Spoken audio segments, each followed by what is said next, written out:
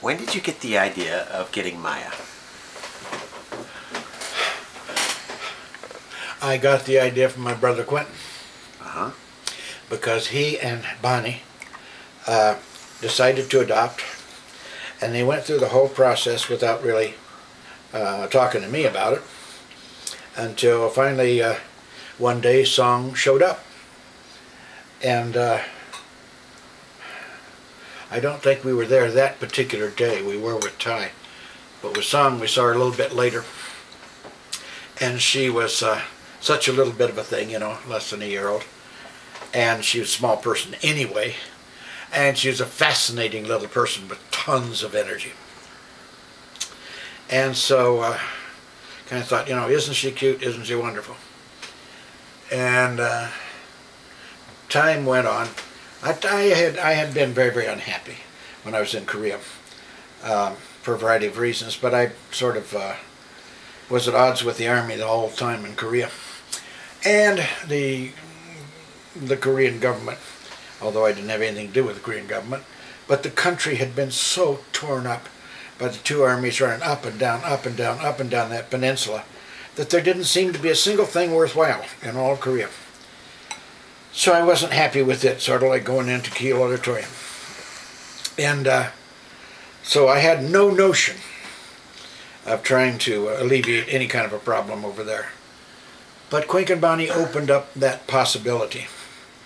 In the meantime, I stayed in contact with Lou DeBus and his Korean wife and his kids, which looked reasonably Korean. And so I said, you know, we ought to get ourselves a baby girl from over there, because girls don't hold the same value in the Asian community that they do in our community. And so we ought to apply and adopt, because we got plenty of wherewithal. And Mark and Robin, after all, are growing up. So let's do something about that. We knew from Quink and Bonnie that they went through the Holt agency. Holt is an American officer who set up orphanages, and he set up the adoption process through the Korean government and the United States government. So they were, Holt organization was headquartered in Eugene, Oregon, and we worked with them. Very efficient, very good outfit. And we also worked with the Illinois Department of Children and Family Services. A very bad outfit and very disorganized. The lady who was our caseworker who came out to see us was so senile that she came into the office one day, having got as far as putting her slip on, but not putting her dress on, and got to work and took off her coat to sit down and work for a while. She did the home visit, and thank goodness she decided that we were okay. And a long time went by, and then finally we were sent a picture. And a picture said, this is Ma, M-A, H-A, I think, Re, R-E, which was their best way of saying Mary. And this child is 11 months old. Do you want to adopt this particular child? Said that she's in good health. We'll take her. Well, she's got to go through certain clearances and whatnot. And the story, this is fascinating, the story of Maya's adoption is really best told by none other than Garrison Keillor. How does this happen? I don't know the full details. I do know that Garrison Keillor, in his Prairie Home Companion show at that time, told the story of the Tallaroot kid.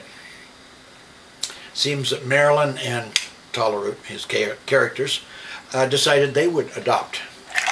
At the time he told this story, Maya was about 6 years old. And Maya and Kara and I are sitting here at the dining room table listening to Garrison tell the story. And Garrison starts to spin this story about the Tallaroots going into town to the airport in Minneapolis to meet their incoming new daughter. And he never ever in the story uses the word adopted.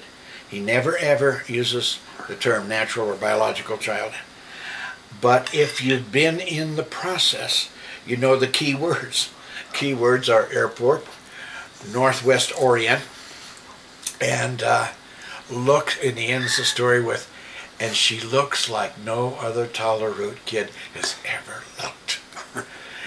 And the couple, Marilyn and her husband, are levitating off the companionway, waiting for their daughter to come off the plane. And she is the last one who's carried off the plane. Maya was the last one carried off the plane. And Maya was sound asleep at the time. And she was handed to me. And all at once, you know, without signing any further papers or any further ado, you got yourself a baby. Take home. We told all the neighbors. Now her hours are off by 13 hours. You know, don't come over until she's had a chance to settle in a little bit. They were all excited. None of them minded. All 36 neighbors came over in the first 8 hours. I was laying there on the bed, and I had Maya right on my tummy, and she was sound asleep. And all 36 neighbors came up and visited her and said, "Isn't she beautiful?" And she was, and she is.